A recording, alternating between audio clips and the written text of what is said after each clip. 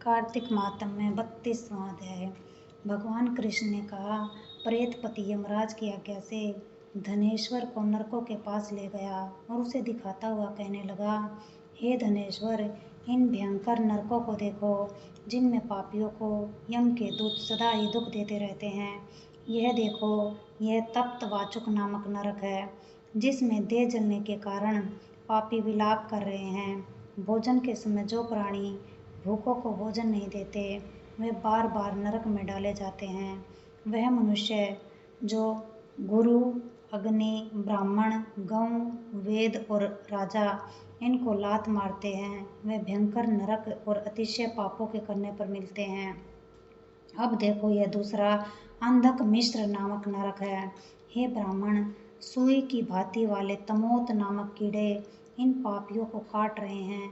इस नरक में दूसरों का दिल दुखाने वाले पापी गिराए जाते हैं। अब ये तीसरा कर्क्य नामक भयंकर नरक है। इस नरक में पापी आरे से चीरे जाते हैं। यह नरक भी 80 मंत्रवण आदि भेदों से 6 प्रकार का है।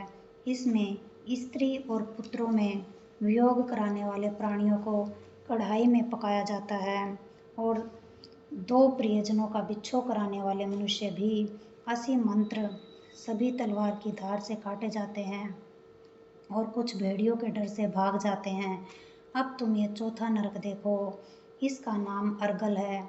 इसमें पापी लोग तरह तरह से चिल्लाते हुए इधर उधर भाग रहे हैं। यह नरक भी वध आदि भेदों से 6 प्रकार के हैं। यह देखो, यह कूट सालेली नामक 5वां नरक है, जिसमें कि अंगारों की भांति कष्ट देने वाले बड़े बड़े कांटे लग रहे हैं। यह भी यातना आदि के भेदों से 6 प्रकार का है। पर स्त्री गमन करने वाले प्राणी इस नरक में पकाए जाते हैं। देखो, यह उल्वण नामक 6ठा नरक है, जिसमें कि सिर नीचे करके पापियों को पकाया जाता है। जो लोग भक्षा का विचार नहीं करते, दूसरों की निंदा और चुगली करते हैं, उनको इस नरक में डाला जाता है। देख लो कि ये लोग किस तरह से चिल्ला रहे हैं। दुर्गंध भेद से यह नरक भी 6 प्रकार का है। यह देखो, 7वां कुंभीपाक नाम का नरक है। यह बहुत ही भयंकर है। हे ब्राह्मण, यह भी 6 प्रकार का है। इसमें महापातकी लोगों को पकाया जाता है। इस नरक में हजारों वर्ष तक यातना भोगनी पड़ती है। यही रोरव नरक है। इच्छा रहित जो पाप किए जाते हैं, वह पाप आर्ध कहलाते हैं।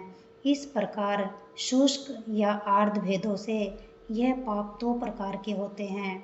इनके अतिरिक्त और भी पृथक पृथक 84 प्रकार के पाप है। अपकीर्ण, पाडाकते, मालिनीकरण, जाति भ्रंशकरण, उपाय, अतिपाप और महापाप, ये 7 प्रकार के पातक हैं। जो जीव जैसा कर्म करता है, वह इन 7 नरकों में अपने पाप कर्मों के अनुसार पकाए जाते हैं।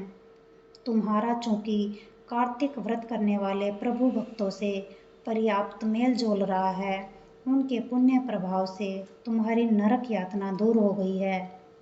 भगवान कृष्ण ने कहा, इस प्रकार प्रेतपति ने धनेश्वर को सब प्रकार के नरक दिखाने के बाद यक्ष लोक में ले जाकर उसे वहाँ का राजा बना दिया।